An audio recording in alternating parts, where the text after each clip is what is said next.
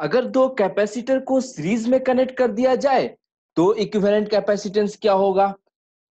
अगर दोनों कैपेसिटर्स को पैरेलल में कनेक्ट कर दें तो इक्विवेलेंट कैपेसिटेंस क्या होगा?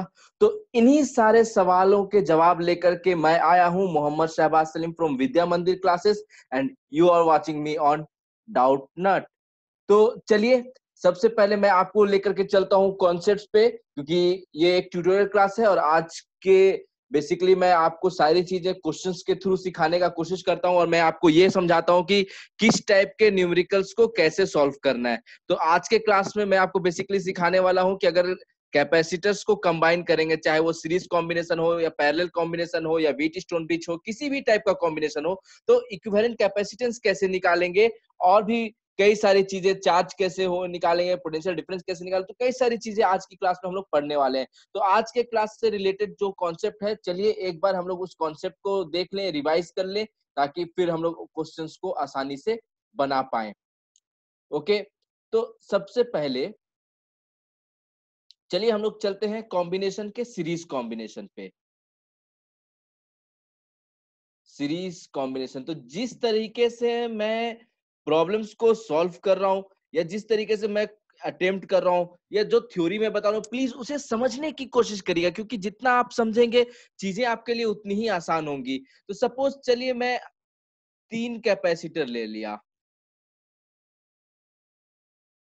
आप देख सकते हैं आपके सामने मैंने 3 कैपेसिटर्स ले लिए और तीनों कैपेसिटर को मैंने क्या किया, एक सेल से कनेक्ट कर दिया। आप देख सकते हैं, लेट्स से सबके जो कैपेसिटेंस है वो डिफरेंट डिफरेंट है। इसका कैपेसिटेंस C1, इसका C2, इसका C3 एंड बैटरी का EMF V है। ठीक, आपको यहां पर बताना है कि इसका इक्विवेलेंट कैपेसिटेंस क्या होगा।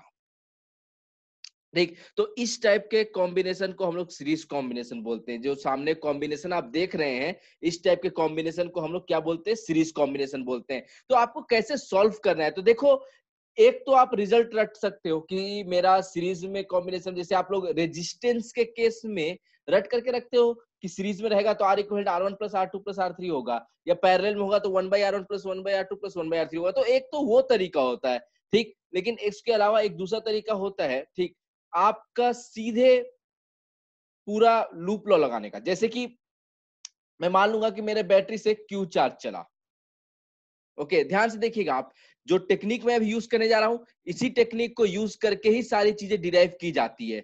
ओके, तो क्यू चार्ज बैटरी से चला, अब ये क्यू चार्ज बैटरी से चला और जाकर के आपका इस प्लेट पे बैठ जाएगा। ठीक, मैं एक डिफरेंट कलर से कर देता हूं, प्लस क्यू, तो ऑटोमेटिकली इस प्लेट पे आपका माइनस क्यू इंड्यूस हो जाएगा। अब देखो, ये जो आपका पूरा जो ये कंडक्टर था, ये इलेक्ट्रिकली न्यूट्रल था इनिशियली। ये इनिशियली क्या था, इलेक्ट्रिकली न्यूट्रल।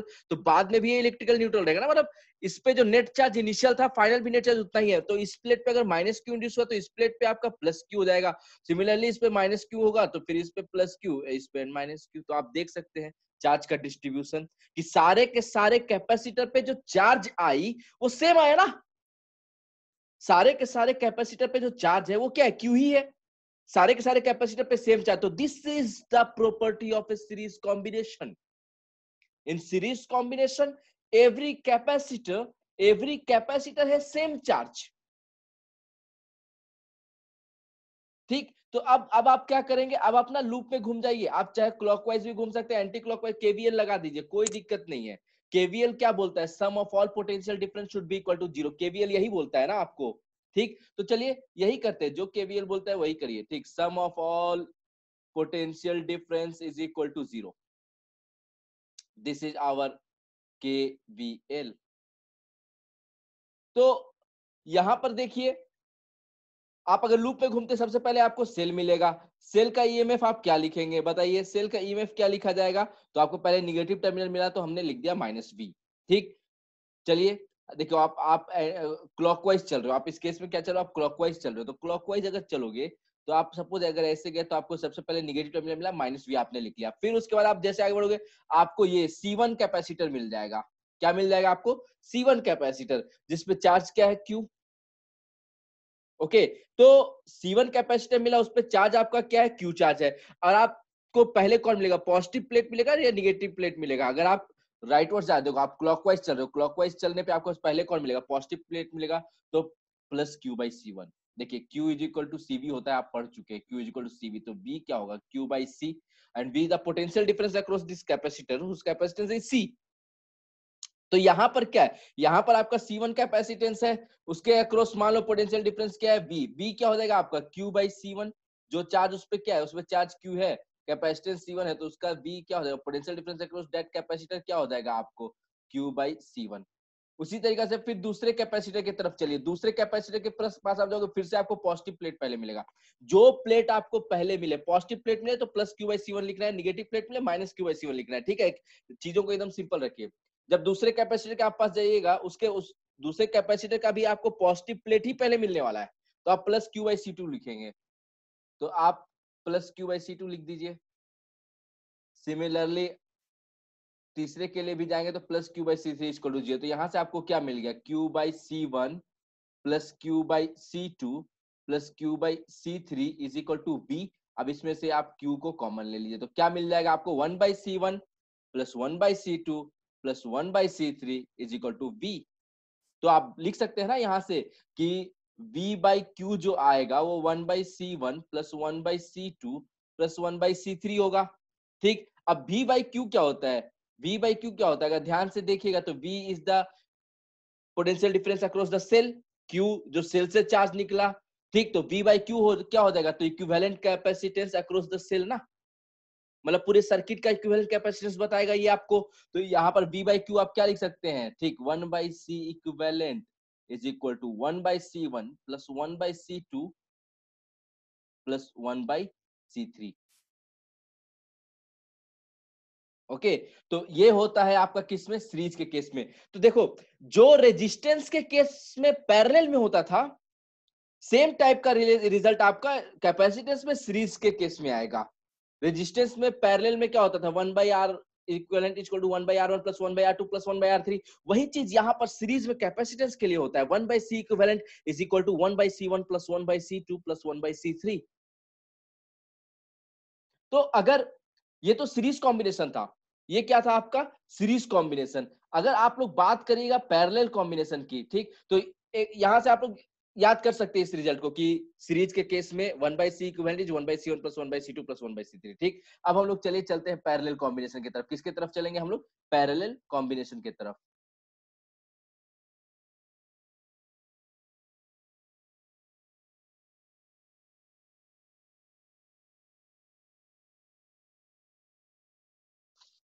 पैरेलल कॉम्बिनेशन में क्या होगा, तो चलिए हम लोग कुछ कैपेसिटर्स को पैरेलल में लगा देते हैं।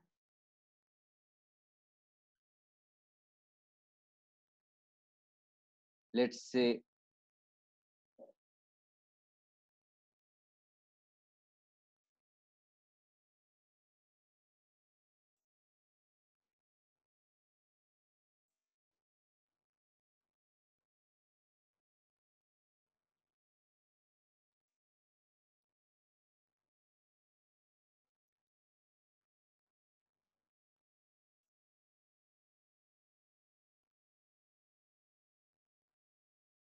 ओके, आप देख सकते हैं यहाँ पर हमने क्या किया, हमने तीन कैपेसिटर लिया और सबके डिफरेंट डिफरेंट कैपेसिटेंस, एक का C1 बोल दीजिए, दूसरे का C2, तीसरे का C3, सबका कैपेसिटेंस आप देख सकते हैं कि डिफरेंट है, ठीक। और ये सब क्या है, पैरेलल कॉम्बिनेशन। पैरेलल कॉम्बिनेशन का मतलब क्या होता है कि पोटेंशियल डिफरेंस सबके अक्रॉस सेम होगा। अगर लेट से आप बैटरी का ईएमएफ बोल देते हो कि V है, ठीक, तो लेट से इस पॉइंट को बोल दो कि ये पोटेंशियल 1 पे है, ये बोल दो पोटेंशियल 2 पे है, तो अब जो भी चीज 1 वाले से डायरेक्टली कनेक्टेड होगा सब पोटेंशियल 1 पे आ जाएगा। ये भी आपका पोटेंशियल 1 पे, ये भी आपका पोटेंशियल 1 पे, ये भी आपका पोटेंशियल 1 पे। जो 2 से कनेक्टेड है सब 2 पे आ जाएगा। देखो पोटेंशियल 2 पे आ गया, ये भी पोटेंशियल 2 पे आ गया, ये भी पोटेंशियल 2 पे आ गया। तो देख सकते हैं ना कि सारे के सारे कैपेसिटर के अक्रॉस पोटेंशियल डिफरेंस जो आया है वो सेम है। तो यही चीज तो पैरेलल कॉम्बिनेशन की खासियत होती है। पैरेलल कॉम्बिनेशन का डेफिनेशन ही क्या होता है कि वो पोटेंशियल डिफरेंस सेम कर देगा सारे के सारे अप्लायंसेस के ओर, ठीक, कि सारे अप्लायंसेस में जो भी पोटेंशियल डिफरेंस होंगे वो सब क्या होंगे, आपके सेम होंगे। तो C1 C2 C3 तीनों जो कैपेसिटर हैं, तीनों के पोटेंशियल डिफरेंस क्या हो जाएंगे? आपके सेम हो जाएंगे। तो इसी को हम लोग बोल देते हैं पैरेलल कॉम्बिनेशन। क्या बोल देते हैं? Parallel combination. तो अब बैटरी से आपका चार्ज निकला, बैटरी से आप लेट से कह दो कि आपके बैटरी से ना कुछ क्यू चार्ज निकला, ठीक। अब ये क्यू चार्ज चलने लगा, ठीक। अब सामने रास्ता आपको दिखाई दे रहा है, क्यू चार्ज अपना रास्ते पे चलने लगेगा। अब जैसे ही क्यू चार्ज यहाँ पर पहुंचा, ठीक, उसको दिखाई दिया कि अरे यहाँ पर तो 3 रास्ते आ गए हैं, देख सकते हैं, ठीक। अब क्यू चार्ज भी सामने क्या देखेगा कि अरे मेरे सामने तो 3 रास्ते हैं, अब चले तो किस पे चलें? तो अब देखो यहाँ पर चार्ज के पास इतना दिमाग नहीं होता है कि हम इसके पास नहीं जाएंगे। देखो इंसान क्या होता है, इंसान चॉइसेस होते हैं हमारे पास, हम लोग ये रास्ते से नहीं इस रास्ते से जाएंगे, बट चार्ज के पास कोई चॉइस नहीं होता, उसको बंटना पड़ जाता है, उसको सारे रास्तों में बंटना पड़ जाता है। सब रास्ते होते हैं, थोड़े थोड़े चार्ज खींच लेते हैं। तो आपका कुछ चार्ज Q1 इधर से चला गया, कुछ Q2 इधर चला गया और कुछ Q3 इधर चला गया। चार्ज क्या हो गया? आपके 3 पार्ट्स में बट गया। 3 रास्ते थे, चार्ज के पास कोई चॉइस था नहीं, तो बट गया, ठीक। तो इस कैपेसिटर पे चला गया Q1, इस कैपेसिटर पे चला गया Q2, इस कैपेसिटर पे चला गया Q3। अब ये Q1 Q2 Q3 में आप मिलकर के वापस से क्या हो जाएगा? Q हो जाएगा। तो देखो जिस तरीका से आप करंट को डिवाइड करते हो, the same way you can divide charge. और चार्ज को डिवाइड कर दिया तो बस चार्ज का आपको पता चल गया कि सारे कैपेसिटर के अक्रॉस चार्ज क्या है, आप केवीएल लगा दीजिए, हाँ कि नहीं? तो पहली चीज तो आप यहां से सबसे पहले तो अपना चार्ज कंजर्व कर लीजिए कि आपको पता है कि नेट चार्ज जो बैटरी से निकला है वो क्यू निकला है। अब क्यू ही 3 पार्ट में बट गया, Q1 Q2 Q3 में, तो Q is equal to Q1 plus Q2 plus Q3 आप कर दोगे,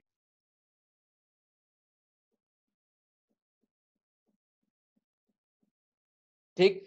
अब Q1 क्या है? तो अगर आप ध्यान से देखो, चलिए आप केवीएल लगा, मैं 2 तरीके से आपको बताना चाहता हूँ, हालांकि तरीका 2 नहीं है, एक ही चीज है, बट घुमा करके कान पकड़ूंगा।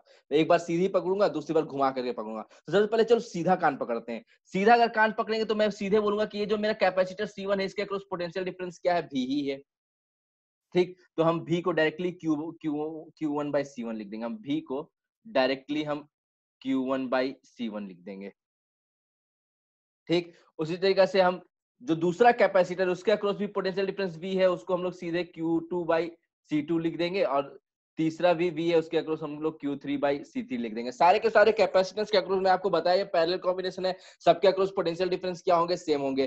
तो आप डायरेक्टली सबके अक्रॉस पोटेंशियल डिफरेंस को सेम कर दो, मतलब V equal to Q1 by C1, V equal to Q2 by C2, V equal to Q3 by C3 कर दो। तो अब आपको पता चलेगा, यहाँ से आप Q1 निकाल सकते हो, Q1 मेरा आ जाएगा C1V। यहाँ से आप Q2 निकाल सकते हो, Q2 मेरा आ जाएगा C2V। यहाँ से आप Q3 निकाल सकते हो, Q3 मेरा आ जाएगा C3V। तो नेट चार्ज आपको पता था क्या था? Q is equal to Q1 plus Q2 plus Q3। तो ये आपका हो जाएगा C1V plus C2V plus C3V, and Q is equal to आप सीधे लिख सकते हो C इक्विवेलेंट V। तो यहाँ से आपको C इक्विवेलेंट मिल जाएगा, V को कॉमन लेकर कैंसिल कर दीजिए, तो C1 plus C2 plus C3। Okay, तो ये होता है पैरेलल केस। इसमें आप अगर मैं जो दूसरा बोला था आपको कि कान में घुमा करके पकड़ूंगा, आप क्या करिए ना, आप लूप में घूम जाइए, सबसे बड़े वाले लूप में घूम जाइए, सबसे बड़े वाले लूप में, ठीक। सबसे आप सपोज ऐसे घूम जाओ क्लॉकवाइज। सबसे पहले आपको बैटरी मिलेगा, जिसका आपको पहले निगेटिव टर्मिनल मिलेगा, तो आप लिखोगे -V। फिर आपको ये कैपेसिटर मिलेगा, उसके अक्रॉस लिखोगे प्लस Q1 बाई C1, हाँ कि नहीं? -V plus Q1 by C1 is equal to आपका 0। तो यहां से भी आपको क्या मिल गया? V equal to Q1 by C1 मिल गया ना, हाँ कि नहीं?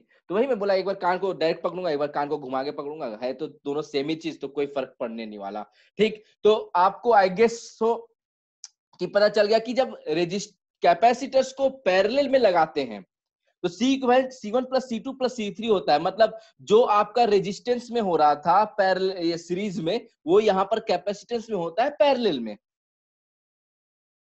हाँ कि नहीं? तो ये 2 कॉन्सेप्ट्स आपको क्या करने हैं? याद रखने हैं। तो ये 2 कॉन्सेप्ट आपने याद रख लिया। जिन लोगों ने ये 2 चीजें याद रख ली, उनको मैं शाबाशी नहीं दूंगा, शाबाशी उनको दूंगा जिन्होंने मेरा मेथड यहाँ पर याद किया कि किस तरह से मैंने सी इक्विवेलेंट डिराइव किया है आपका दोनों केसेस में।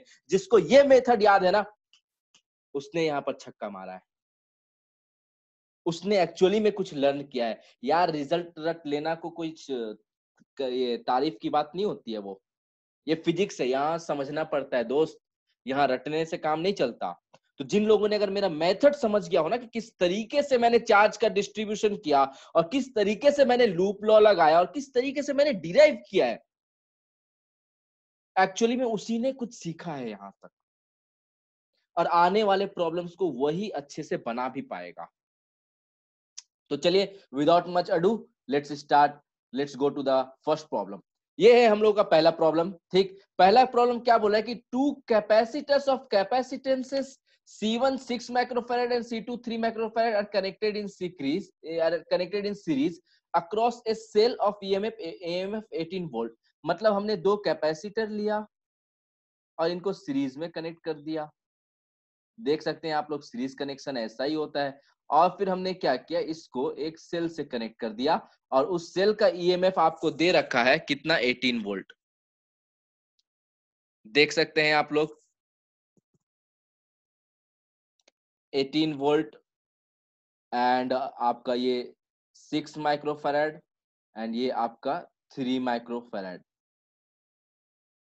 सबसे पहले बोला है द इक्विवेलेंट कैपेसिटेंस। सबसे पहले आपको क्या बोला है, इक्विवेलेंट कैपेसिटेंस। तो देखो सबसे पहले पार्ट ए को हम लोग सॉल्व करते हैं। इक्विवेलेंट कैपेसिटेंस तो देखो सीरीज में है, ये क्या है आपका सीरीज में। तो सीरीज में आपको तो डायरेक्टली पता होना चाहिए कि 1/c इक्विवेलेंट जो होता है वो 1/c1 प्लस 1/c2 हो जाता है। मतलब आप डायरेक्टली बोल सकते हैं कि c equivalent will be c1 c2 by c1 plus c2। हाँ कि नहीं, आपको दो रेजिस्टेंस का पैरेलल में जो जैसे रिजल्ट आप लोग याद करके रखे थे, R equal to R1 R2 by R1 plus R2, वही चीज आपको यहाँ पर सीरीज में दो कैपेसिटर के लिए याद कर लेना है कि C equal C1 C2 by C1 plus C2। तो यहाँ क्या हो जाएगा, सीधे आप लिख सकते हैं कि मेरा जो C इक्विवेलेंट जो आ जाएगा वो आपका 3 into 2 सॉरी 6 into 3 6 into 3/6 + 3, यानी आप डायरेक्टली बोल सकते हैं कि ये आपका हो जाएगा 18/9 यानी 2 माइक्रोफैराड। तो आपको इक्विवेलेंट कैपेसिटेंस पता चल गया कि मेरा जो इक्विवेलेंट कैपेसिटेंस है वो आपका 2 माइक्रोफैराड है। इक्विवेलेंट कैपेसिटेंस जो आप देख सकते हैं कि यहाँ पर सेल के अक्रॉस जो इक्विवेलेंट कैपेसिटेंस जो होगा वो कितना हो जाएगा, 2 माइक्रोफैराड। ठीक, तो आपको पता चल गया। अब आप क्या कर सकते हो, इस सर्किट को रिप्लेस कर सकते हो एक सिंपल सर्किट से जिसका total C equivalent is 2 microfarad. आप ये दोनों कैपेसिटर हटा करके एक 2 माइक्रोफैराड की बैटरी कैपेसिटर लगा सकते हैं और ये हो गया 18 वोल्ट बैटरी। तो बैटरी से कितना चार्ज निकलेगा ये भी आप निकाल सकते हैं, Q इक्वल टू CV करके। आपको पता है कि C इक्विवेलेंट जो है, C यहाँ पर कितना है 2 और V कितना है 18, तो 36 माइक्रोकूलम। तो बैटरी से जो चार्ज निकलेगा वो 36 माइक्रोकूलम होगा। तो अक्सर आपको अगर कभी ये निकालने के लिए आ जाए कि बैटरी से चार्ज, देखो C इक्विवेलेंट निकालने को महारथी नहीं बोलते, C इक्विवेलेंट निकालना बहुत सिंपल होता है, सीरीज पैरेलल का रिजल्ट सबको ही रट लेते हैं। लेकिन और भी कई सारी चीजें हैं और भी कई सारी कहानियां हैं जो जुड़ी होती हैं आपका इन इक्विवेलेंट कैपेसिटेंस के साथ। तो आपको पता चल गया कि बैटरी से मेरा 36 माइक्रोकूलम आपका चार्ज निकलना है। ठीक, तो इस बैटरी से आपका कितना चार्ज निकल रहा होगा, 36 माइक्रोकूलम। और सीरीज में जैसा कि मैं आपको बताया था कि सब कैपेसिटर के पास सेम चार्ज होता है। मतलब आपका 6 माइक्रोफैराड के पास भी कितना चार्ज होगा, 36 माइक्रोकूलम, और 3 माइक्रोफैराड के पास भी कितना होगा आपका 36 माइक्रोकूलम। मतलब दोनों कैपेसिटर में सेम चार्ज होंगे, 36 माइक्रोकूलम एंड 36 माइक्रोकूलम। तो आप यहाँ पर देख सकते हैं कि इक्विवेलेंट कैपेसिटेंस आपको आ गया, चार्ज ऑन ईच कैपेसिटर भी आ गया।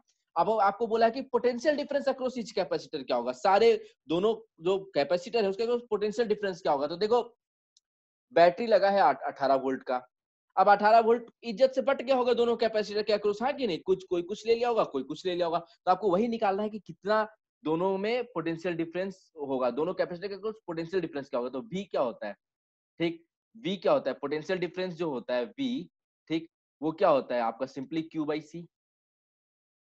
पहला कैपेसिटर के अक्रॉस निकालना है पोटेंशियल डिफरेंस। तो पहले कैपेसिटर में कितना चार्ज था, 36 माइक्रोकूलम, और उसका C कितना था, उसका पहले कैपेसिटर का कैपेसिटेंस कितना था, 6। तो आप सीधे लिख देंगे क्या, 36/6। तो ये कितना आ गया आपको, 6 वोल्ट आ गया। तो दूसरे कैपेसिटर के अक्रॉस, सेकेंड कैपेसिटर जो है आपका, अगर सेकेंड कैपेसिटर की बात करेगा जिसका कैपेसिटेंस आपका 3 माइक्रोफैराड था, उस पे जो चार पोटेंशियल डिफरेंस जो आएगा V, वो हो जाएगा Q बाई उसका C कितना है 3, यानी 36/3 यानी 12 वोल्ट। अब आप बोलिए कि ये जो V1 V2 आपने निकाला, V1 प्लस V2 कितना आ जाएगा? V1 प्लस V2 क्या आ जाएगा? पहला V1 कितना आया आपको 6 और दूसरा 12, तो 6 प्लस 12 18 वोल्ट। बोलिए बैटरी का पोटेंशियल डिफरेंस 18 वोल्ट था ही कि नहीं था? कि नहीं था? था ना? तो देखिए मैंने बोला ना आपको कि क्या होगा, जो बैटरी है, बैटरी एक प्रसाद की तरह होता है, ठीक, सब में बट जाता है। तो बैटरी 18 वोल्ट का पोटेंशियल डिफरेंस था, जो दोनों कैपेसिटर क्या किया, बांट लिया, एक 6 और एक दूसरा 12। ठीक, तो बोले कितना सिंपल है ना? ठीक, चीजें कितनी सिंपल है। तो आपको भी जिस तरीके से मैंने क्या किया, मैंने यहाँ पर ना एकदम इसको इसको बोलते हैं एकदम स्टेप वाइज एनालिसिस। क्या बोलते हैं इसको? Step wise analysis. कि मैंने इस क्वेश्चन के जितने भी पहलू हो सकते थे, हमने क्या किया, हमने सारे पहलू को बारी बारी से एक एक करके हमने सारे पहलुओं को देखा। सारे पहलुओं को देखने के बाद हमने सारे पहलुओं को अच्छे से समझा कि अच्छा ये हो रहा है तो ऐसे होगा, ये हो रहा है तो ऐसे होगा, हाँ कि नहीं? तो हमने क्वेश्चंस को छोटे छोटे भाग में तोड़ दिया और बेसिकली हम लोगों ने यहाँ पर 3 पार्ट निकालना सीख गया। सबसे पहले हम लोगों ने क्या सीखा? हम लोगों ने इक्विवेलेंट कैपेसिटेंस निकालना सीखा। दूसरा हम लोगों ने क्या सीखा? हम लोगों ने चार्ज निकालना सीखा। तीसरा हम लोगों ने क्या सीखा? पोटेंशियल डिफरेंस निकालना सीखा। तो दो देख लीजिए कि एक ही क्वेश्चन से हम लोगों ने तीन तीन कॉन्सेप्ट आसानी से सीख लिए। ओके, तो आई गेस कि आप लोगों को यहां तक समझ में आया होगा। तो प्लीज प्लीज प्लीज अगर आपको अच्छा लगे तो एक लाइक बटन जरूर दबा दीजिएगा। ओके, तो चलिए हम लोग चलते हैं अपने अगले क्वेश्चन की तरफ। तो देख सकते हैं ये है आपका अगला सवाल। In the circuit the capacitors are 15 microfarad, C1 आपको दे रखा है 15 माइक्रोफैराड, C2 आपको दे रखा है 10 माइक्रोफैराड एंड C3 आपको दे रखा है 25 microfarad. Find the equivalent capacitance of the circuit. ठीक, तो जो लोग भी देख रहे हैं, मैं आप लोगों से एक बात शेयर करना चाहता हूं कि we eight Vidya Mandir classes हम लोग कंटिन्यूअसली हर साल AIR 100 रैंक प्रोड्यूस करते हैं। हर साल हम लोग अंडर 100 के रैंक, बहुत सारे लोग होते हैं जो अंडर 100 रैंक लेकर के आते हैं। तो ये सारे क्वेश्चंस वही है जो हम लोग उन लोगों को कराते हैं, यही सारे क्वेश्चंस हम आप लोगों को भी सिखाने का कोशिश कर रहे हैं। यही सारे क्वेश्चंस उनको सिखा सिखा करके उनका कॉन्सेप्ट इतना स्ट्रांग हो गया कि they secured an all India rank AIR under 100। You can also by just by learning the concept. आपको क्या करना है? आपको बस कॉन्सेप्ट सीखना है।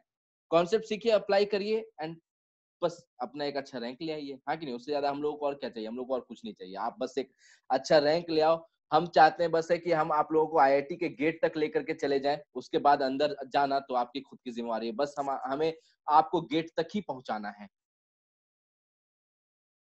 तो क्वेश्चन पे वापस आते हैं। In the circuit the capacitors are C1 15, C2 10 and C3 25। आप देख सकते हैं किस तरह से कैपेसिटर्स लगा दिए गए हैं।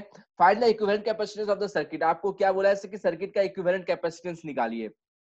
तो देख लो यहाँ पर क्लियरली आप लोग देख सकते हो कि C1 C2 दो कैपेसिटर्स को पैरेलल में लगा दिया गया है और फिर C3 को उनके जो इक्विवेलेंट आएगा उसके साथ सीरीज में। मतलब पहले तो आप लोग बोलोगे कि C1 C2 ये दोनों क्या है, पैरेलल में है। तो C1 C2 का इक्विवेलेंट जो आएगा, मतलब आप बोल सकते हो कि इक्विवेलेंट कैपेसिटेंस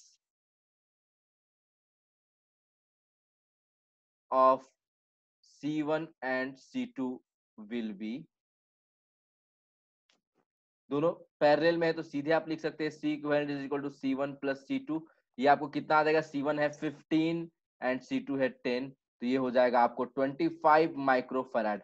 अब ये 25 माइक्रोफैराड जो होगा ये C3 के साथ सीरीज में आ जाएगा। मतलब अब जो आपकी सर्किट बनेगी वो इस तरह से बनेगी कि 25 माइक्रोफैराड जो है वो आपका C3 के साथ सीरीज में आ गया है और ये आपका कनेक्टेड है आपका 10 वोल्ट बैटरी से। This is 25 microfarad and this is your C3 which is also 25 microfarad।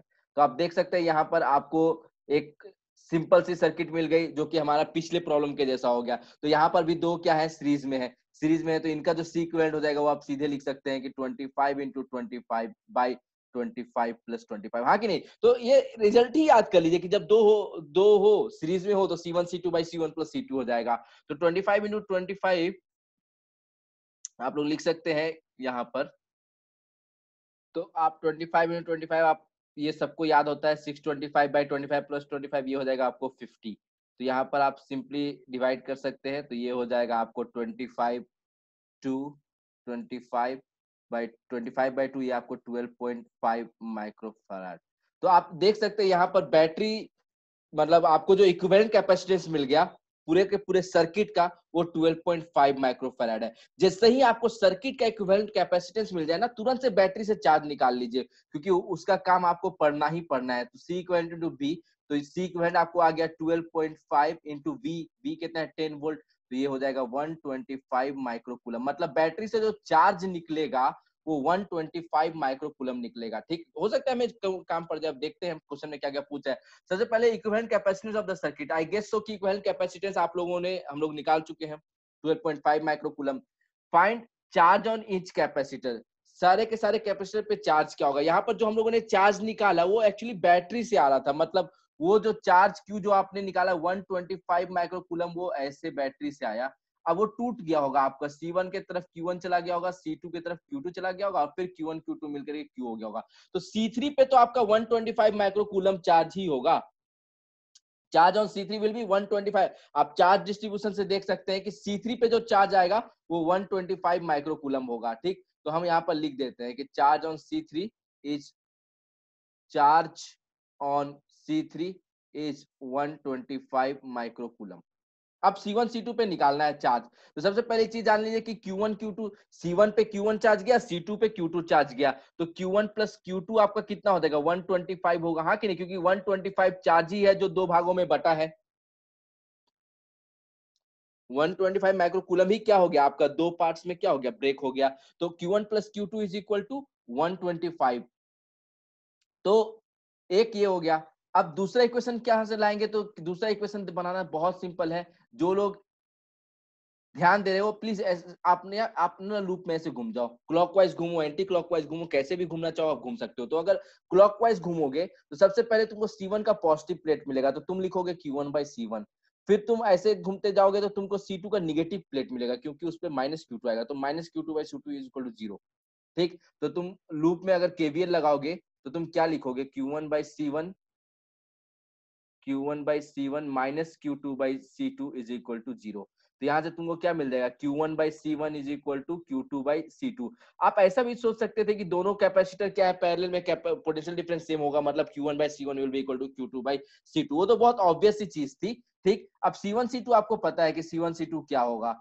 आपको C1 C2 दे रखा है क्वेश्चन में। C1 is 15, C2 is 10। Okay, C1 is 15 and C2 is 10। तो आप बोल सकते हैं Q1/15 is equal to Q2/10। तो यहाँ से Q2 जो आ जाएगा वो आपको 10/15 Q1 आ जाएगा।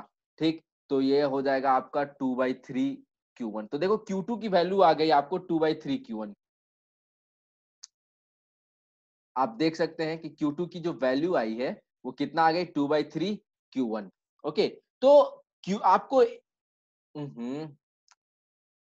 पता नहीं आज Q1 क्यों नहीं लिखा रहा है। हाँ, अब दिखाएगा। तो नाउ Q2 इज 2/3 Q1। अब आपको पता है Q1 plus Q2 is equal to आपको कितना आया था 125 आया था। Q आपको आप रिप्लेस कर दो Q2 को, तो Q1 प्लस Q2 को आप क्या लिख सकते हो 2/3 Q1 इज इक्वल टू 125। तो बस आपको ये क्या करना है, एक लीनियर इक्वेशन सॉल्व करना है। तो आपको क्या मिल जाएगा Q1 मिल जाएगा। तो लीनियर इक्वेशन ये क्या हो जाएगा 5Q1/3 इज इक्वल टू 125। सीधे 5 को यहाँ से कैंसिल कर दीजिए, तो ये कितना हो जाएगा आपको 25। तो Q1 आपको 25 इंटू 3 यानी 75 माइक्रोकूलम हो गया। तो आपको Q1 मिल गया, तो आप साइमल्टेनियसली Q2 निकाल लो। Q2 क्या था 2/3 Q1 यानी 2/3 ऑफ 2/3 ऑफ 75, बेसिकली 2/3 ऑफ 75। तो ये सॉल्व कर दिए तो ये कितना हो गया 50 माइक्रोकूलम। तो आप देख सकते हैं कि आपको यहाँ पर Q1 Q2 Q3 तीनों मिल गया, कि आपको तीनों कैपेसिटर पे जो चार्ज आ जाएगा वो आप निकाल चुके हैं कितना 75 माइक्रोकूलम आपका पहले कैपेसिटर पे होगा, C2 पे आपका 50 माइक्रोकूलम होगा, और C3 पे आपका जो चार्ज होगा वो 125 माइक्रोकूलम होगा। तो हम लोगों ने चार्ज डिस्ट्रीब्यूशन करके निकाल लिया। क्या करके निकाल लिया, चार्ज को डिस्ट्रीब्यूट करके निकाला है। तो देख सकते हैं कि चार्ज डिस्ट्रीब्यूशन से चीजें कितना आपका सिंपल हो जा रहा है, हाँ कि नहीं। Very good. तो आपका पार्ट बी भी क्या हो गया, आपको सॉल्व हो गया। क्लियर है, okay. So now find the potential difference across each capacitor. आपको क्या करना है, हर एक कैपेसिटर के अक्रॉस पोटेंशियल डिफरेंस निकालना है। तो हर एक कैपेसिटर का चार्ज आपको पता है, हर एक कैपेसिटर का कैपेसिटेंस आपको पता है, ठीक। तो आपको पोटेंशियल डिफरेंस नहीं आ जाएगा। पोटेंशियल डिफरेंस क्या हो जाएगा, Q1/C1। आपको अगर C1 का पोटेंशियल डिफरेंस निकालोगे तो सिंपली Q1/C1 कर दीजिए। Q1 आपको कितना आ गया था, 75 माइक्रोकूलम। अगर ध्यान से देखिएगा, याद करिएगा, तो Q1 जो हम लोग को आया था 75 माइक्रोकूलम आया था। तो उसका 75 बाई उसका कैपेसिटेंस C1 कितना था, 15। तो 15, तो ये कितना हो गया, 5 वोल्ट। तो कैपेसिटर C1 के अक्रॉस क्या हो जाएगा आपको, 5 वोल्ट। तो C2 के अक्रॉस भी क्या हो जाएगा आपको, 5 ही वोल्ट होगा। दोनों क्या है, पैरेलल में है, ठीक है। इसके अक्रॉस निकाला है तो 125 बाई C3 कितना है आपको, 25। तो 25 5, हाँ कि नहीं, 5 वोल्ट। तो जाहिर सी बात है 10 वोल्ट की बैटरी लगी थी, तो इसके पास अगर 5 गया तो दूसरे के पास भी 5 ही गया होगा, ठीक, हाँ कि नहीं। वहां से आप लोग दिमाग लगा सकते हैं, ठीक। तो देखो क्वेश्चन, जो सेकंड क्वेश्चन है वो भी हम लोगों ने कितने आसानी से सॉल्व कर लिया। जस्ट हम लोगों को क्या था, कॉन्सेप्ट स्ट्रांग था। हम लोग ने बस कॉन्सेप्चुअली क्वेश्चंस को क्या कर दिया, सॉल्व कर दिया। और क्वेश्चंस को हम लोगों ने तोड़ तोड़ करके सॉल्व किया, क्योंकि तोड़ तोड़ के सॉल्व करने में हम लोगों को क्या लगा, ज्यादा आसान लगा। चीजें एकदम क्लैरिटी के साथ हम लोगों को समझ में आया। क्लियर है सबको? तो चलिए हम लोग चलते हैं अपने अगले सवाल की तरफ। ये है हम लोगों का नेक्स्ट क्वेश्चन, ठीक। देख सकते हैं आप लोग, यहाँ पर आपको 4 कैपेसिटर दे रहा है, C1 C2 C3 C4, और वैल्यूज दे रखा है C1 C2 C3 C4 का। C1 is 1 microfarad, C2 is 3, C3 is 2 and C4 is 4.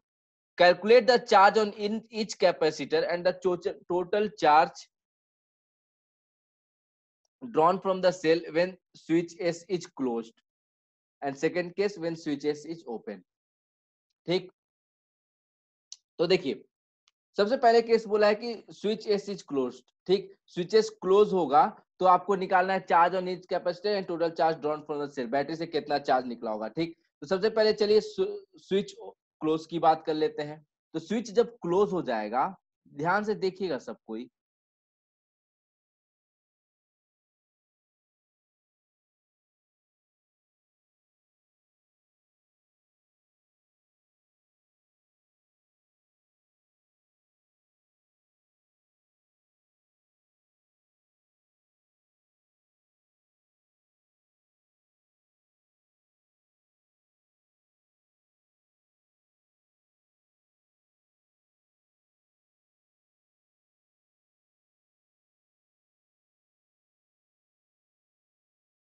E C1 C2 C3 and C4।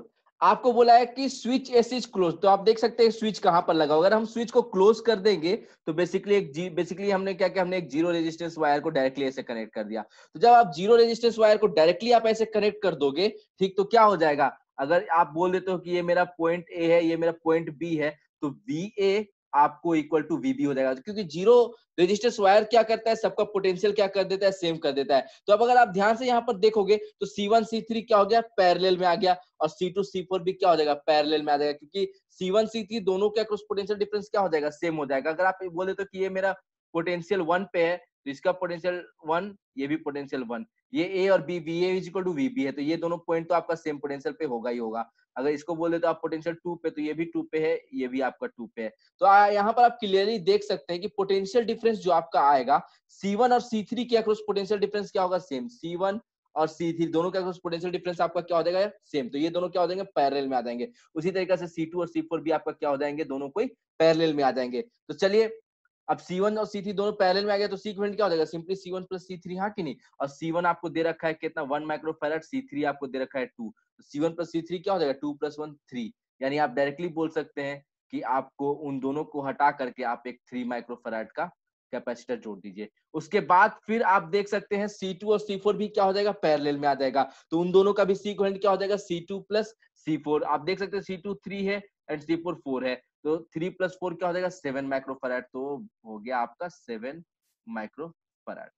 तो ये अब दोनों आपका सेल से कनेक्टेड है। ईएमएफ ई आपको दे रखा है, कितना दे रखा है ईएमएफ ई आपको, 12 वोल्ट दे रखा है। तो आप देख सकते हैं यहाँ पर कि कैसे आपका स्विचेस को क्लोज करते ही जो कैपेसिटेंस आपका नॉर्मली लगे हुए थे वो पैरेलल में आ गए, और आपने सीक वैल्यू निकाल करके अपना सर्किट को कैसे हम लोगों ने एक कॉम्प्लेक्स सर्किट को एक सिंपल से सर्किट में क्या कर दिया, रिजॉल्व कर दिया। नाउ अब हम लोग क्या करेंगे, अब हम लोग सर्किट वाला सीधे लॉ लगा देंगे, ठीक। 7 माइक्रोफैराड और 3 में दोनों क्या है, सीरीज में है, तो सी इक्विवेलेंट जो हो जाएगा आपका, सी इक्विवेलेंट, दो कैपेसिटर सीरीज में हो तो सी इक्विवेलेंट क्या हो जाता है, C1 C2 by C1 plus C2, यानी 7 इंटू 3 बाई 7 प्लस 3, यानी ये हो जाएगा 21/10, यानी ये हो गया आपको 2.1 माइक्रोफैराड। तो आप देख सकते हैं यहाँ पर आपको सी इक्विवेलेंट मिल गया कितना, 2.1 माइक्रोफैराड। तो बैटरी से जो चार्ज निकला होगा वो C equivalent into potential difference of the battery, हाँ कि नहीं। सी इक्विवेलेंट कितना आ गया, 2.1, पोटेंशियल डिफरेंस बैटरी का कितना है आपका 12। तो आप डायरेक्टली सॉल्व कर सकते हैं, तो आपको बैटरी से कितना चार्ज निकल रहा है ये तो आपको पता चल गया आसानी से। तो ये आपको कितना हो जाएगा, 12 इंटू 2.1, ये हो जाएगा आपको 25.2 माइक्रोकूलम। तो देख सकते हैं आप लोग कि आपको बैटरी से कितना चार्ज निकल रहा है ये भी आपको पता चल गया, ठीक। तो बैटरी से आपका जो चार्ज निकला है, अब यहाँ पर रेड पेन से आप लोग सब ध्यान से देखिएगा कि हम क्या लिख रहे हैं। यहाँ से आपको 25.2 माइक्रोकूलम चला चला चला चला चला एंड यहाँ पर उसको मिल गए दो रास्ते, ठीक। तो फिर से वो क्या होगा, उन दो रास्तों में बढ़ जाएगा, C1 पे कुछ Q1 चला जाएगा, C3 पे कुछ Q2 चला जाएगा, हाँ कि नहीं। एंड अगेन आप इस लूप में घूम सकते हैं, तो आपको क्या मिलेगा, Q1/C1 is equal to Q2/C3, ठीक। तो आप ध्यान से आप फिर से दो इक्वेशन लगा सकते हैं, एक पहला तो Q1 प्लस Q2 ही आपका क्या है, 25.2 माइक्रोकूलम है, और दूसरा आपका Q1/C1 is equal to Q2/C2 जो हमने पिछले केस में आपका लगाया था, ठीक। दोनों कैपेसिटर पैरेलल में आ चुके हैं, पोटेंशियल डिफरेंस दोनों का सेम हो चुका है, तो सिंपली पोटेंशियल डिफरेंस दोनों का क्या कर दीजिए, इक्वेट कर दीजिए। तो Q1/C1 इक्वल टू Q2/C2। अब Q1 आपको नहीं पता, Q1 Q2 आपको निकालना है, ठीक। आपको यहाँ पर बोला है क्वेश्चन में, ठीक, क्वेश्चन में आप क्या क्या आपको बोला है कि calculate charge on each capacitor, मतलब आपको यहाँ पर Q1 Q2 निकालना पड़ेगा, ठीक। तो Q1/C1 इज इक्वल टू आप Q2/C3 कर लीजिए, Q1/C1 equal to Q2/C3, okay. उस कैपेसिटेंस का कैपेसिटेंस C3 था, ठीक। तो एक तो इक्वेशन Q1 प्लस Q2 5.2, अब Q1/C1, C1 आपको कितना दे रखा है आप देख सकते हैं, C1 आपको दे रखा है, C1 is 1 and C3 is 2, 1 and C3 is 2, okay. तो यहाँ से आप सीधे देख सकते हैं Q2 is equal to 2Q1 आ गया, हाँ कि नहीं। और Q1 प्लस Q2 आपका कितना था, Q1 प्लस Q2 वाज 25.2। तो आप सिंपली यहाँ पर Q2 को 2Q1 लिख दीजिए, तो आपको मिल जाएगा 3Q1 इज इक्वल टू 25.2। तो Q1 चार्ज जो आपका कैपेसिटर C1 पे होगा वो आपको मिल जाएगा 25.2/3, यानी ये आपको हो जाएगा 8.4 माइक्रोकूलम। तो Q1 मिल गया, तो आपको Q2 जो कि आपका C3 पे जो चार्ज आएगा वो कितना चार्ज हो जाएगा, 2Q1, मतलब इसका ट्वाइस, ओके। तो वो हो जाएगा आपका 16.8 माइक्रोकूलम। तो आप देख सकते हैं कि किस तरीके से हम लोगों ने अपना चार्ज निकाल लिया कि मेरा C1 पे कितना चार्ज आएगा, मेरा C3 पे कितना चार्ज, ये सब अभी हम लोग सॉल्व कर रहे हैं किस केस के लिए, जब आपका स्विच क्या है, आपका क्लोज, स्विच आपका क्या है, क्लोज, ओके। तो देख सकते हैं आप लोग किस तरीके से हम लोगों ने C1 और C3 के अक्रॉस निकाले। अब चलते हैं चार्ज निकालने C2 और C4 के अक्रॉस। तो C2 और C4 के अक्रॉस फिर से क्या हो जाएगा, चार्ज आपका C1 पहले तो Q चार्ज आया, C1 C3 में बढ़ गया, फिर वापस से मिल जाएगा, ठीक। उसके बाद आपका क्या हो जाएगा, फिर से C2 और C4 के अक्रॉस बढ़ जाएगा। इस बार हम लोग नाम दे देते हैं Q3 और Q4। फिर से आपको पता है कि 25.2 जो नेट चार्ज था वही आपका Q3 और Q4 में बटा है, तो आप सिंपली बोल देंगे कि Q3 प्लस Q4 is equal to 25.2, and then फिर से आप लूप में घूम जाएंगे, तो Q3 बाई, आप देख सकते हैं लूप में घूम जाइए इस बड़े वाले, इस राइट हैंड साइड वाले लूप में, तो Q3/C2 is equal to Q4/C4 आपको मिल जाएगा।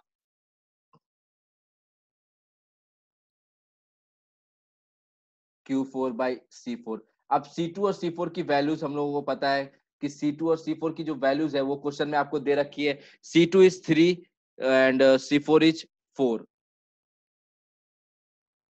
तो Q3, ये C2 वाज आपका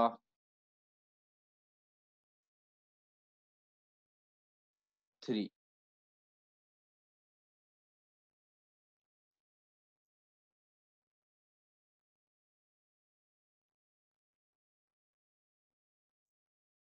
तो यहाँ से आपको क्या मिल जाएगा, यहाँ से आपको Q3 मिल जाएगा, यहाँ से आपको Q4 भी मिल जाएगा, ठीक। तो Q3 जो हो जाएगा वो आपको 3/4 Q4 हो जाएगा। तो आप सिंपली जो आपका पहला इक्वेशन था Q3 प्लस Q4 इक्वल 25.2, आप उसी में पुट कर देंगे। तो Q3 को आप 3/4 Q4 लिख दीजिए, ठीक। 3/4 Q4 प्लस Q4 is equal to 25.2 and then इसको आप सॉल्व करेंगे तो ये आपको मिलेगा 7Q4/4 इज इक्वल टू 25.2। तो यहाँ से आपको Q4 आ जाएगा 25.2 इंटू 4/7।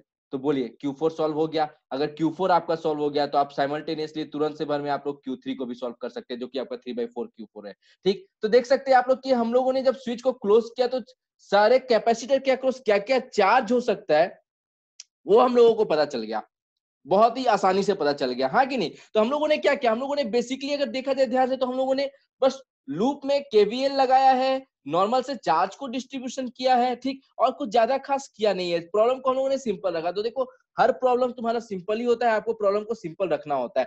सिमिलरली इसमें सेकंड केस बोला है switch S is open, switch S open होगा। अगर स्विच एस ओपन होगा तो बीच में जो वायर तुमको दिख रहा है दो टूटा टूटा, उसको खोल के फेंक दो। अगर ये खुला है तो इसका तो कुछ पॉइंट तो बनता ही नहीं है। तो तुम्हारा कैपेसिटी, तुम्हारा सर्किट हो जाएगा, अगर स्विचेस ओपन है तो वो कैसा हो जाएगा, C1 C2 C3 4 सिंपल हो जाएगा तुम्हारा, हाँ कि नहीं।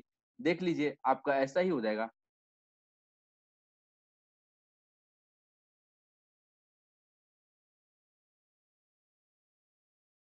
अगर स्विच एस ओपन है तो आपका सिंपल ऐसा हो जाएगा, ठीक। देख सकते हैं, ठीक। C1 C2 C3 C4 जैसा आपका था सर्किट में, ठीक। C1 C2 C3 C4 आप ऐसे लगा दीजिए।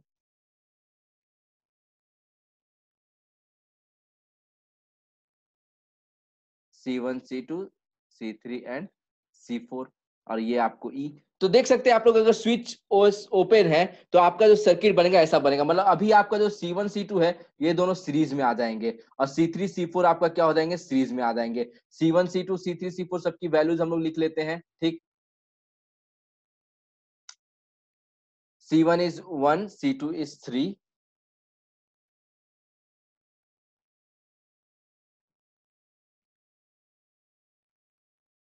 C3 is 2 and C4 is 4। तो अब C1 C2 क्या हो गया, सीरीज में आ गया। तो सीरीज में आ गया तो सीधे C इक्विवेलेंट लिख सकते हैं, C1 C2 by C1 plus C2। C equivalent तो आपको पता है सीरीज का क्या होता है, यानी ये सिंपली आपका इन दोनों का इक्विवेलेंट क्या हो जाएगा, 3 into 1/3 plus 1 which is 4। आपका C3 और C4 भी आपका क्या है, सीरीज में है, तो इनका भी इक्विवेलेंट क्या हो जाएगा, 4 into 2/4 plus 2, यानी ये हो जाएगा 8 आपको 6। तो ये आपको पहला तो आपको 3/4 आया और ये आपका 8/6, तो ये हो जाएगा आपको 2 3 2, तो ये आपको 4/3 हो जाएगा। तो आप देख सकते हैं यहाँ पर आपको दो C1 C2 जो है उनका उसका इक्विवेलेंस मिल गया, C3 C4 का इक्विवेलेंस मिल गया। तो अब आपका जो सर्किट बनेगा वो कुछ ऐसा बनेगा कि C1 C3 का इक्विवेलेंट निकाल लिए और फिर आपका C3 C4 का निकाल लिए और फिर देन आपका ये हो गई आपकी क्या, बैटरी। तो आप देख सकते हैं कि आपको C1 C2 का जो इक्विवेलेंट है 3/4, तो आप उसको 3/4 ऐसे लिख लीजिए एंड ये आपको क्या आया 4/3, ये लिख लीजिए और ये आपका E। तो आप देख सकते हैं यहाँ 3/4 और 4/3 अगेन क्या हो गया, आपका पैरेलल में आ गया। तो जो C इक्विवेलेंट पूरे के पूरे सर्किट का होगा वो आपका क्या हो जाएगा, C1 plus C2 मतलब 3/4 plus 4/3। तो it will ultimately become 9 plus 16 which is your 25/12 micro farad. तो आपका C इक्विवेलेंट मिल गया। तो अब आपको पता है ईएमएफ आपको कितना दे रखा था, 12 वोल्ट दे रखा था। ईएमएफ आपको ई कितना दे रखा था, 12 वोल्ट दे रखा था। तो बैटरी से जो चार्ज निकला होगा Q, वो Q आप लोग निकाल सकते हैं। बैटरी से चार्ज क्या निकला होगा, Q। तो आप लोग को कुछ उतना सोचने की जरूरत नहीं है, आप Q चार्ज निकाल दीजिए। ये Q चार्ज निकला तो ये Q जो हो जाएगा वो आपको क्या हो जाएगा, Q will be C equivalent which is 25/12 into V which is also 12। तो ये कितना आ गया आपको 25 माइक्रोकूलम। मतलब अगर स्विच एस ओपन होता है तो बैटरी से जो चार्ज आपका निकलेगा वो 25 माइक्रोकूलम निकलेगा। मतलब यहाँ से 25 माइक्रोकूलम निकला और ऐसे चलते गया चलते गया चलते गया और फाइनली वो क्या हो जाएगा, वो दो पार्ट्स में आपका टूट जाएगा। इधर चला जाएगा आपको Q1 और इधर चला जाएगा आपको Q2, ठीक। तो आप उस चीज को यहाँ से देख लीजिए, Q चला, ठीक। इधर चला गया आपको Q1 और इधर चला गया आपको क्या, Q2। तो सबसे पहली चीज तो आप अपना क्या करेंगे, Q1 plus Q2 is equal to your 25 microcoulomb. ये पहला इक्वेशन हो गया आपका। दूसरा इक्वेशन क्या हो जाएगा, तो आप इस छोटे से लूप में घूम जाइए, जो छोटा सा लूप यहाँ पर आपको दे रखा है। मतलब Q1/3/4 will be equal to Q2/4/3। Q1/3/4 will be equal to Q2/4/3। यहाँ से आपको क्या मिलेगा, 4Q1/3 is equal to 3Q2/4। तो यहाँ से आप Q1 निकाल सकते हैं, Q1 will be 9Q2/16। Okay, अब इसको वैल्यू को आप यहाँ पुट कर दीजिए और आप अपना Q1 की वैल्यू इन टर्म्स ऑफ, मतलब Q1 की वैल्यू वहां पर Q2 के टर्म में, यहाँ से आपको Q2 मिल जाएगा, और Q2 मिल गया, उसकी वैल्यू आप इस इक्वेशन में पुट कर दो तो आपको Q1 भी मिल जाएगा। तो बोलिए चीजें कितना सिंपल हो गया ना। तो चीजें सिंपल कब हुआ, जब हम लोगों ने चीजों को एनालाइज किया। और कैसे एनालाइज किया, छोटे छोटे पार्ट्स में तोड़ तोड़ करके, कि अगर ऐसा हो रहा है तो क्या होगा, अगर वैसा हो रहा है तो क्या होगा। हाँ, कि इस तरीके से हम लोगों ने देखा और चीजों को ऑब्जर्व किया और फिर क्वेश्चन को क्या किया, सॉल्व किया। तो बोलिए आप लोगों को आसान लग रहा है ना, कि स्विच को ओपन रखने पे क्या होगा, स्विच को क्लोज करने पे क्या होगा। इसी में एक बहुत ही फेमस सवाल पूछ देता है कि स्विच को क्लोज करने पे बैटरी से कितना चार्ज फ्लो हुआ होगा। ठीक, तो जब भी आपको ये सवाल पूछ दे कि स्विच को क्लोज करने पे बैटरी से कितना चार्ज फ्लो किया है, तो पहले स्विच को ओपन रखने पे बैटरी से कितना चार्ज निकल रहा था, 25 हम लोग का आया था, तो 25। ठीक, स्विच को क्लोज करने पे बैटरी से कितना चार्ज निकला था, वो हम लोगों ने निकाला था, वो कितना आया था हम लोगों का। ठीक, याद करिए, वो आ गया था हम लोगों को 25.2। तो बैटरी को तो 25 और ये आ गया, देखो स्विच ओपन था तो 25 माइक्रो कूलम बैटरी से चार्ज निकल रहा था। स्विच क्लोज किए, जो कि आपका क्वेश्चन का पार्ट 1 था, स्विच इज क्लोज, तो उस केस में आपका बैटरी से कितना चार्ज निकल रहा था, 25.2 माइक्रो कूलम निकल रहा था। तो आप 25 को 25.2 से सब्ट्रैक्ट कर दीजिए, तो स्विच को क्लोज करने पे उतना ही चार्ज का फ्लो हुआ होगा। स्विच एस ओपन था तो चार्ज था Q1 बैटरी से जो निकल रहा था। ठीक, स्विच एस क्लोज किए, ठीक, तो बैटरी से चार्ज मान लो निकल रहा है Q2, तो चार्ज का फ्लो कितना हुआ, Q1 माइनस Q2। हाँ कि नहीं। तो ये क्वेश्चन भी अगर कभी भी आपको आ जाए तो आप सॉल्व कर सकते हैं। ठीक, let's move to our next problem. तो अगला प्रॉब्लम जो है आप लोग देख सकते हैं यहाँ पर कि in the circuit shown the capacitance are C1 C2 C3 C4 आपको दे रखा है। The cell the EMF of the cell देख सकते हैं, ये आपको कितना दे रखा है, ये आपको 100 वोल्ट्स दे रखा है। ठीक, find the charge and potential difference across the capacitor C4 के अक्रॉस चार्ज और कैपेसिटेंस निकालना है, कि चार्ज और पोटेंशियल डिफरेंस निकालना है। ठीक, तो अब तक आप लोग बहुत सारे मेथड सीख चुके हैं, तो ये क्वेश्चन को बस मैं हिंट करते चल रहा हूँ, आप खुद बनाते चलेंगे। सबसे पहले आप क्या करेंगे, सबसे पहले आप देखेंगे कि मेरा C3 और C4 मेरा क्या है, सीरीज में है, तो इन दोनों का इक्विवेलेंस आप लिख लेंगे। इन दोनों का इक्विवेलेंस जो हो जाएगा वो क्या हो जाएगा, सीरीज में है तो C3 into C4 by C3 plus C4। ये आपको कितना हो जाएगा, C3 कितना है आपको 3, C4 आपको देख सकते हैं क्वेश्चन में कितना है 6 है, तो 3 इंटू 6 बाई 3 प्लस 6, तो ये कितना हो गया 18/9, 2 माइक्रोफैराड। मतलब आप C3 C4 को रिप्लेस करके आप सीधे क्या कर सकते हैं, आप एक 2 माइक्रोफैराड के इस कैपेसिटर को रिप्लेस करके आप सीधे 2 माइक्रोफैराड के कैपेसिटर लगा दीजिए। वो जो 2 माइक्रोफैराड का कैपेसिटर जो आएगा वो C2 के साथ पैरेलल में होगा, मतलब उसका एक सी इक्विवेलेंट आप लोग लिख सकते हैं, कितना C2 प्लस वो C2 कितना है आपका 2 प्लस आपको वो भी कितना आया था 2 ही आया था, तो 4 माइक्रोफैराड। मतलब ये जो पूरा का पूरा जो असेंबली है, इस असेंबली का इक्विवेलेंट कैपेसिटेंस 4 माइक्रोफैराड आया, वो C1 के साथ क्या हो जाएगा, सीरीज में आ जाएगा। तो फाइनली सर्किट का जो सी इक्विवेलेंट आएगा, सी इक्विवेलेंट ऑफ सर्किट, ठीक, वो हो जाएगा आपका क्या C1 कितना है 1 इंटू बाकी सबका इक्विवेलेंस कितना आया था 4, तो 1 इंटू 4/1 प्लस 4, यानी 4/5 माइक्रोफैराड। तो पूरे के पूरे सर्किट का आप लोगों ने निकाल लिया कि मेरा सी इक्विवेलेंट क्या आ जाएगा। तो आप पूरे के बैटरी से जो करंट निकल रहा होगा, चार्ज जो निकल रहा होगा Q, वो आप क्या लिख सकते हो, C equivalent into V। C equivalent जो आपका आया वो क्या आया आपको, सी इक्विवेलेंट 4/5 आया, वो क्या आया आपको 4/5, और बैटरी आपका कितना 100 वोल्ट का था, तो अब सिंपली 520 तो 80 माइक्रोकूलम, मतलब बैटरी से जो चार्ज निकल रहा होगा वो आप लोगों ने देख लिया कि 80 माइक्रोकूलम निकल रहा है। अब ये 80 माइक्रोकूलम तो जाके के सीधे C1 पे तो 80 माइक्रोकूलम हो जाएगा, C1 पे क्या हो जाएगा 80 माइक्रोकूलम। अब C3 C4 दोनों क्या है आपका, C3 C4 दोनों आपका क्या है, दोनों आपका सीरीज में है, तो दोनों पे चार्ज तो सेम होगा। ठीक, अब जो चार्ज आपका 80 माइक्रोकूलम आया वो बट जाएगा C2 में और C3 C4 का इक्विवेलेंस में। अब C2 आपका 2 माइक्रोफैराड था, C3 C4 का इक्विवेलेंस भी आपको 2 माइक्रोफैराड आया, मतलब इधर भी उतना ही कैपेसिटेंस इधर भी उतना ही कैपेसिटेंस, तो 80 माइक्रोकूलम क्या होगा, हाफ हाफ बढ़ जाएगा, मतलब इधर चला जाएगा 40 और आपको इधर भी चला जाएगा 40, मतलब आपको C3 C4 दोनों पे जो चार्ज आएगा वो 40 माइक्रोकूलम आएगा। तो charge on C3 and C4 will be 40 microcoulomb. ठीक, जिन लोगों को नहीं समझ में आया वो फिर से देख सकते हैं। ठीक, कि बैटरी से 80 माइक्रोकूलम चार्ज निकला। ठीक, अब वो सीधे चला जाएगा किसके पास, C1 के पास चला जाएगा। ठीक, अब C1 के पास जाने के बाद उसको फिर से दो रास्ते मिलेंगे, एक जाएगा C2 की तरफ और दूसरा जाएगा C3 C4 की तरफ। अब C3 C4 का इक्विवेलेंस आया था 2 माइक्रोफैराड और C2 भी है आपका कितना 2 माइक्रोफैराड, तो बराबर है ना दोनों, तो 80 माइक्रोकूलम क्या होगा, बराबर बराबर टूट जाएगा, 40 इधर चला जाएगा 40 उधर चला जाएगा, हाँ कि नहीं। तो आपका C3 और C4 दोनों सीरीज में, तो दोनों पे सेम चार्ज रहेगा 40 माइक्रोकूलम। तो आपको C4 पे चार्ज मिल गया कितना 40 माइक्रोकूलम।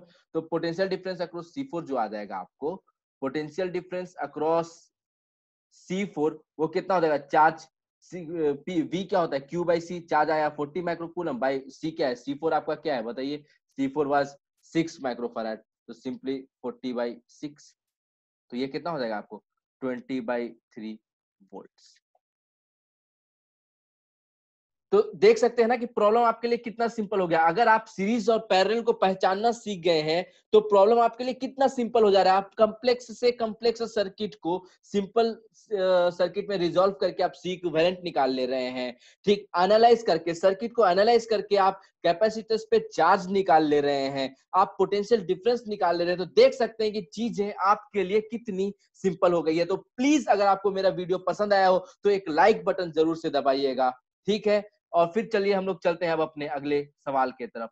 ठीक, तो ये है हम लोग का अगला सवाल। आप ध्यान से देख सकते हैं इस सर्किट को, आपको 5 कैपेसिटर यहाँ पर लगा हुआ है, 3 माइक्रोफैराड का, 2 माइक्रोफैराड का, फिर 6 4 5।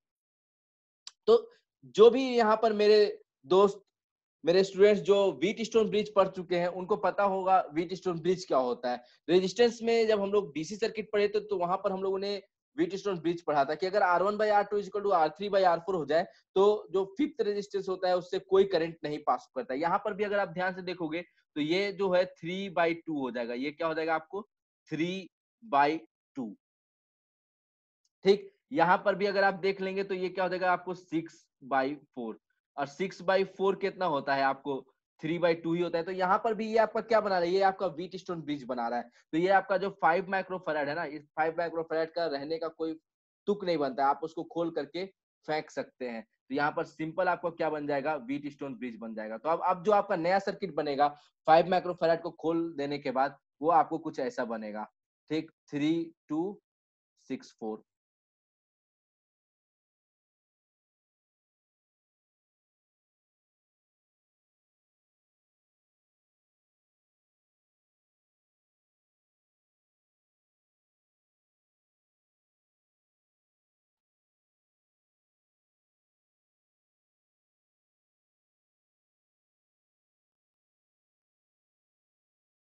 ये है आपका 5 माइक्रोफैराड को खोलने के बाद जो सर्किट आपकी बनेगी वो ये बनेगी। ठीक, आपको जो सी इक्विवेलेंट निकालने बोला है ए और बी के अक्रॉस बोल रहा है, मतलब यही है आपका ए और यही है आपका बी। तो आप देख सकते हैं कि यहाँ पर 3 माइक्रोफैराड और 6 ये दोनों कैपेसिटेंस आपका सीरीज में आ चुका है। अगर आप ध्यान से देखेंगे मेरी ब्लू कलम को तो ये दोनों क्या है आपका सीरीज में, ये दोनों भी आपका क्या है सीरीज में है। ठीक, तो पहले इन दोनों का इक्विवेलेंट निकालिए, इसका क्या हो जाएगा 6 और 3 का क्या हो जाएगा, सिंपल 6 इंटू 3/6 प्लस 3, मतलब ये आपका कितना होगा 18/9 यानी 2 माइक्रोफैराड। ओके, इनका क्या हो जाएगा 4 इंटू 2 8/4 प्लस 2 6, मतलब आपको ये हो जाएगा आपका सिंपली 4/3 माइक्रोफैराड। अब ये जो आपका आया, अब इसको आप एक सिंपल सा सर्किट में रिजॉल्व कर सकते हैं। ये आपका सिंपल, इसको 6 और 3 को हटा करके 2 माइक्रोफैराड लगा दीजिए, 4 और 2 को हटा करके आप सिंपली 4/3 लगा दीजिए, हाँ कि नहीं। तो आपको फाइनल सीक्वेंस ए बी मिल जाएगा कि आपका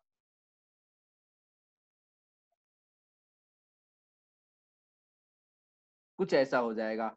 ठीक, ये हो जाएगा आपका 2 एंड ये 4/3, ये हो गया 2, ये 4/3, ये आपका ए और ये आपका बी। तो इसका जो सी इक्विवेलेंट हो जाएगा, ये दोनों पैरेलल में है तो सिंपली आपका क्या हो जाएगा 2 + 4/3, यानी हो जाएगा ये 10/3 माइक्रोफराड। तो देख सकते हैं आप लोग यहाँ पर हम लोगों ने कितना आसानी से सी इक्विवेलेंट निकाल लिया, जस्ट बिकॉज हम लोगों को पता था व्हीट स्टोन ब्रिज का कॉन्सेप्ट। तो कई लोगों को क्या होता है पता नहीं होता है और वो क्वेश्चन को देख करके फ्रस्ट्रेट हो रहे होते हैं, लगे रहे होते हैं, पूरा इक्वेशन पे इक्वेशन लिख रहे होते हैं, चार्ज पे चार्ज डिस्ट्रीब्यूट कर रहे होते हैं, बट सॉल्व नहीं होता है। ठीक, तो इन टाइप के प्रॉब्लम को सॉल्व करने का आपको पता होना चाहिए कि ये बेसिकली किस टाइप का सर्किट है। तो अब आई गेस सो कि अब नेक्स्ट बार आप कभी अगर व्हीटस्टोन ब्रिज को देखोगे तो देखते ही पहचान जाओगे, अब बीच वाले चाहे रेजिस्टेंस हो या कैपेसिटर, उसको उखाड़ करके ऐसे फेंक दोगे और जो बच जाएगा वो एक सिंपल सा सर्किट बच जाएगा इस तरीके का, और फिर आप उसको आसानी से सॉल्व कर सकते हैं सीरीज और पैरेलल लगा करके। हाँ कि नहीं? Very good, very good, very good. So now let's move to our next problem. ठीक, हो, ये प्रॉब्लम एक ऐसा प्रॉब्लम है जिसको देख करके कई लोग अक्सर डर जाते हैं कि अरे इस टाइप के प्रॉब्लम को कैसे सॉल्व करेंगे। ठीक, तो यहाँ पर क्या होता है ना, ये आपको देख सकते हैं कि जो प्लेट्स जो होते हैं ना, प्लेट्स को पैरेलली ऐसे कनेक्ट कर दिया जाता है। ठीक, अब प्लेट्स को अगर पैरेलली ऐसे कनेक्ट कर दिया गया हो तो आपका ये क्या बन जाता है, ये भी आपका कैपेसिटर फॉर्म कर सकता है और कई सारे कैपेसिटर्स फॉर्म करता है। तो हमें बेसिकली क्या पूछा जाता है हमेशा से कि इक्विवेलेंट कैपेसिटेंस क्या हो जाएगा। ठीक, तो इसको सॉल्व करने का अपना एक पार्टिकुलर मेथड होता है, जो मेथड मैं अभी आपको सिखाने वाला हूं। इसका जो मेथड होता है, सबसे पहले आप अपना नंबरिंग कर दीजिए। जैसे यहां पर ध्यान से देखिएगा सब कोई। ठीक,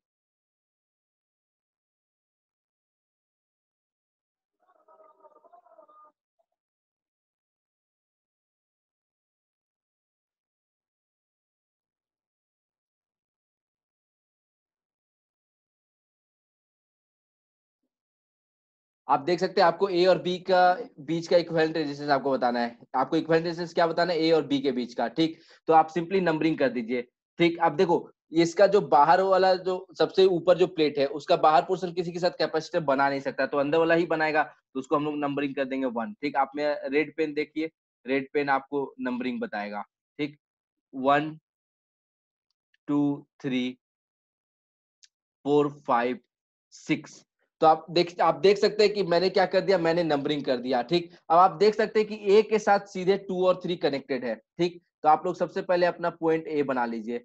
आप क्या करिए, अपना पॉइंट ए बना लीजिए। अब पॉइंट ए से आप देख सकते हैं कि आपके दो प्लेट्स चले, एक आपका प्लेट नंबर 2 और दूसरा आपका प्लेट नंबर 3। ठीक, ध्यान से देखते चलिए कैसे मैं बना रहा हूँ। आपका जो पॉइंट ए था, पॉइंट ए आपका एक प्लेट से कनेक्टेड है, 2 3 प्लेट से। ठीक, तो पॉइंट ए से आपको 2 और 3 मिल गया। ठीक, अब कनेक्टेड है, पोटेंशियल सेम ही होगा, हाँ कि नहीं, इसलिए सबको हमने ऐसे कनेक्ट कर दिया जीरो रेजिस्टेंस वायर से। ठीक, अब देखिए आपका 2 जो है वो 1 के साथ मिलकर के बना रहा है। 2 जो है, आप देख सकते हैं 2 जो है वो 1 के साथ मिलकर के कैपेसिटर बना रहा है। ठीक, तो हम लोग सिंपली 2 के सामने क्या कर देंगे, ऐसे 1 को लगा देंगे। ठीक, उसके बाद आप ध्यान से देखिए 3 जो है वो 4 के साथ मिलकर के आपका एक बना रहा है। ठीक, तो हम लोग 3 के सामने क्या करेंगे, हम लोग एक प्लेट 4 लगा देंगे। देख सकते हैं आप लोग 3 और 4 मिलकर के क्या बना रहा है, कैपेसिटर बना रहा है। सामने सामने वाली बात है, 1 2 के साथ बना रहा है, 3 4 के साथ बना रहा है, 5 6 के साथ बना रहा है। ठीक, अब आप लोग यहाँ पर हम लोगों ने देखा कि 1 आपका 2 के साथ बना लिया, 3 आपका 4 के साथ बना लिया, 3 आपका 4 के साथ बना लिया। अब 1 और 4 आप अगर ध्यान से देखेंगे, 1 और 4 देखिए कनेक्टेड है। 1 और 4 आपका क्या है, देखिए कनेक्टेड है एक ही वायर से। तो आप 1 और 4 को सीधे कनेक्ट कर दीजिए। ठीक, अब 1 और 4 आपका क्या हो गया, सीधे आपका क्या हो गया, कनेक्ट हो गया। ठीक, तो आपका 1 2 3 4, 1 2 3 4 बन गया। अब आपका यहाँ पर एक और कैपेसिटर बन रहा है 5 6। अब 5 जो है वो 4 वाले पोटेंशियल पे है, 5 जो है वो 4 के साथ क्या है, कनेक्टेड। 4 5 क्या है, एक ही कंडक्टर का बना हुआ है। ठीक, मतलब जो पोटेंशियल 4 का होगा वही पोटेंशियल आपका 5 का होगा, मतलब 4, जो 4 का होगा वही आपका 5 का भी हो जाएगा। ठीक, और 5 का आपका बी के साथ इंडिविजुअली एक लगा हुआ है, 6 जो है वो आपका सीधे बी से कनेक्टेड। देख सकते हैं यहाँ पर आपका ये बन गया पूरा सर्किट। मतलब अगर आप 4 प्लेट को पैरेलली ऐसे लगा देते हैं तो उसके आपको 3 कैपेसिटर मिल जाएंगे, और 3 कैपेसिटर आपको कुछ ऐसे मिलेंगे। क्लियर है सबको? ठीक, अब चलिए हम लोग चलते हैं। क्वेश्चन क्या बोला था, 4 identical metal plates are located in at equal separation, D the area of plate is A calculate equivalent capacitance. ठीक, तो आप देख सकते हैं कि सबका प्लेट सेपरेशन आपको क्या बोल दिया था, डी ही बोला था, और प्लेट एरिया आपको यही बोला था। यहाँ पर आप देख सकते हैं कि आपको दो कैपेसिटर पैरेलल में हो जाएंगे, तो आपको सी इक्विवेलेंट पहला जो दो कैपेसिटर का मिलेगा वो क्या हो जाएगा, सी प्लस सी मतलब 2C। ठीक, वो आपका सीरीज में होगा किसके साथ, 5 6 साथ। देख सकते हैं यहाँ पर आपके टोटल 3 कैपेसिटर बन गए हैं, ये 1 2 3 ये कैपेसिटर 1 कैपेसिटर 2 कैपेसिटर 3 और सब 1 2 3 सारे कैपेसिटर का कैपेसिटेंस क्या होगा सेम, क्योंकि सबके प्लेट्स के अक्रॉस पोटेंशियल ये सेपरेशन क्या था सेम, सारे प्लेट एरिया के थे क्या थे आपके सेम। तो आप लोग देख सकते हैं यहाँ पर किस तरीके से हम लोगों ने अपना जो एक कॉम्प्लेक्स सा सर्किट आपको दिखाई देता है, कॉम्प्लेक्स सा चीज आपको दिखाई देता है, हम लोगों ने कितना आसानी से उसको अपना सिंपल से एक सीरीज पैरेलल में कन्वर्ट कर लिया। ठीक, तो C प्लस सी आपका क्या हो गया 2C। अब ये 2C जो है ये आपका कैपेसिटर 3 के साथ क्या है सीरीज में है, तो जो फाइनल C इक्विवेलेंट होगा, C इक्विवेलेंट जो फाइनल हो जाएगा आपका वो क्या हो जाएगा आपका, सिंपली वो सीरीज में 2C C के साथ, तो 2C into C by 2C plus C, यानी ये आपको हो जाएगा 2C स्क्वायर बाई 3C, एक C कैंसिल हो गया, तो ये क्या हो जाएगा सिंपल आपका 2C बाई 3, यानी 2C क्या हो जाएगा epsilon not A upon D, तो 3D। तो this will become your final answer. तो बोलिए क्या आपको आज का क्लास पसंद आया? क्या आपको आज के क्लास में सारा कुछ समझ में आया? तो प्लीज अगर आपको सारा कुछ समझ में आ रहा है, सारा कुछ आपको आसान लग रहा है, तो प्लीज से प्लीज आप एक बार लाइक बटन जरूर दबा दीजिएगा, शेयर करिए, सब्सक्राइब करिए और लोगों के साथ शेयर करिए ताकि सबको नॉलेज हो, हाँ कि नहीं?